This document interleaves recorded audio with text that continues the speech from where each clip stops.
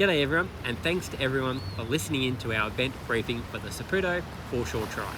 It's great to see so many participants signed up, returning from last year, and also so many new faces on our registrations list this year.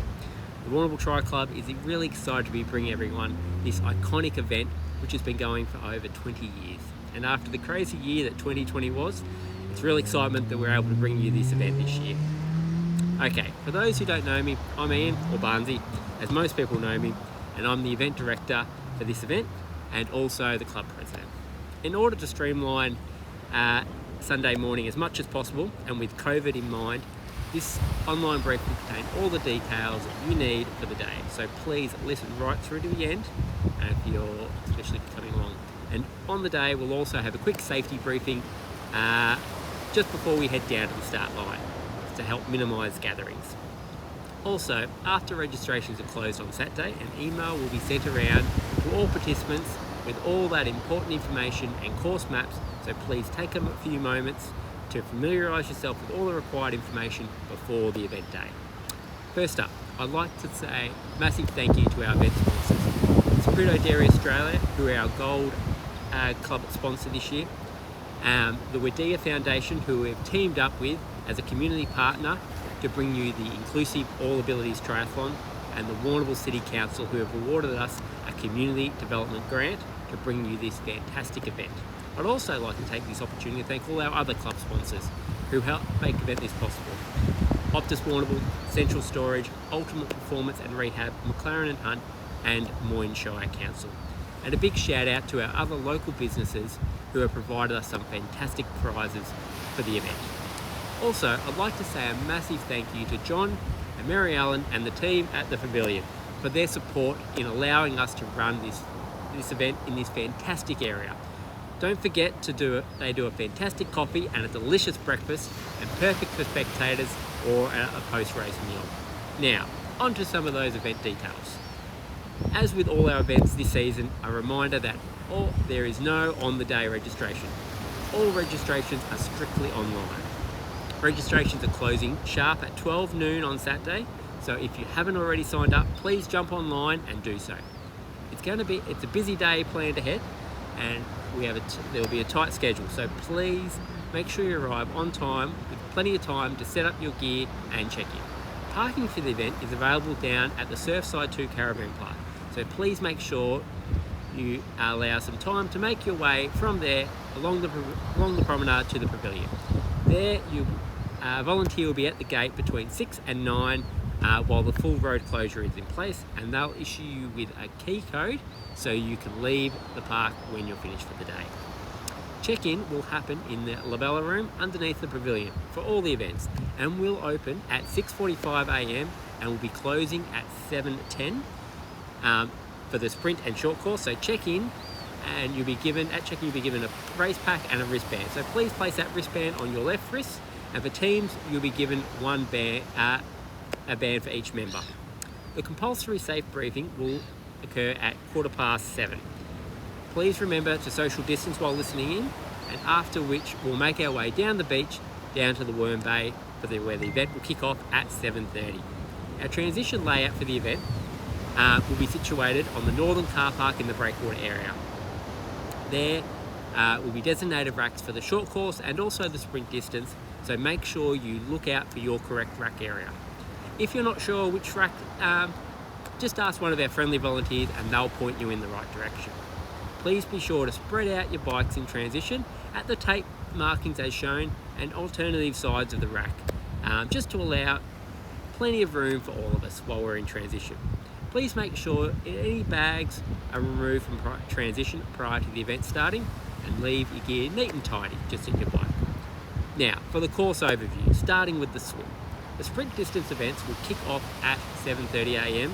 in waves according to your wristband colour, so make sure you look at that, and is 500 metres in length. The short course will kick off at 7:45 with just one wave heading into the water altogether for a 250 metre swim. Please remember to self-seed yourself on the start line in each wave, with the stronger swimmers up the front. The course for the sprint distance will be a box shape. There you'll head out to the first yellow buoy and turn right, follow the buoys along to the third buoy and then turn right and head back into shore looking out for the swim flag and also the pavilion. The short course will start on the beach partway up along to Worm Bay and will be in a triangular course. Swimming to the third buoy, as mentioned before, and then turning back around and heading back into shore to the same place before. Water safety is out on course, thanks to the Warrnambool Surf Lifesaving Club. And if you need any help or assistance, please just raise your hand and they'll come over and help you. If you need assistance, don't worry, that doesn't mean the end of your event. Have a little rest out there, or if you need to come into shore, please just come and see me and then keep going once the last swimmer has exited the water. There is also the option for those who choose not to swim, to just wait on shore and you can rejoin in once the last person again has left the water. And don't forget, the short course is non-competitive, so swimming aids are able to be used, flippers also. Once you exit the swim, go up to the ramp and head into the transition area. Now onto the bike. Now, quick one for teams and the transition boxes for this year. To prevent gatherings in team boxes, team members will be asked just to wait at their bike and tag their team member there. Once you've handed the baton over, please be sure to clear out a transition, giving everyone a bit of space. As always, put your helmet on before you remove your bike from the rack. And when you're exiting the bike, please proceed to the mount line before getting on your bike. And try not to stop right on the mount line, move a little bit forward and give everyone heaps of space. Follow the arrows onto Viaduct Road before doing a 180 turn at the end of Viaduct Road and heading back towards the Lady Bay Resort. Turn left onto Stanley Street and travel west until you hit the T intersection with McDonald Street, and then turn left heading up towards the Thunder Point Lookout. Up the hill and just then take the left-hand turn towards Point Pickering. Be careful, the road surface is a little rough in that space. Again, do a 180-degree turn at Point Pickering and head back towards Thunder Point, and again, stay left and head towards the Thunder Point roundabout. Once around there, follow the road back down, past the T intersection of Stanley Street, but be careful going down that hill, you will build up a little bit of speed. Before the next roundabout, do a 180-degree turn at the Bollard and head back down McDonald Street to Stanley Street, where you will turn left and follow the route back to the pavilion. Now, you'll do 4 laps for the sprint course and just 1 lap for the short course. Roads will be closed, however there may still be vehicles out on the road, so pay due care while you're out there. Marshals will be on the bike course and they're there to assist you, so please listen to any directions that they might give you. Keep left and only overtake on your right, and be careful as you have riders out there of different abilities and different speeds, so please just take care of each other. Safety and fun come first. After you have finished your laps, return back to transition. Remember, dismount your bike at the mount line and leave your helmet on until your bike is re-racked in transition. Alright, next on to the run course, which will be marked out in chalk and arrows. Exit transition and turn left and follow onto the grass, and then head around following the grass onto the footpath. Be wary when coming back, there may be bikes coming back in, so please stay on the grass. Follow the footpath along to the skate park and then turn right and head towards the Worm Bay car park. Stay on the footpaths at all times if you can. Once past the car park and you hit the intersection with the promenade, turn left. Yep, turn left. Bit of a change from last year, we're extending to make a full extension to the 5K. So follow the promenade for about 200 metres where a volunteer will direct you to turn around and then head back into the pavilion. Remember, sprint distance will be 3 laps and 1 for the short course. For the sprint participants, just turn right before transition and run around the back and back onto the footpath for the end of your first and second. And then remember, when you're finishing, head straight through to the finishing chute past transition. When crossing the finish line, please be sure to yell out your race number to Nick, who'll be marking everyone's time off in WebScorer. Please stay in the finishing order until we've recorded your details, as it could get a bit busier. And then help yourself to all the refreshments courtesy of fresher fruit juice. And then spread out and remember to social distance afterwards.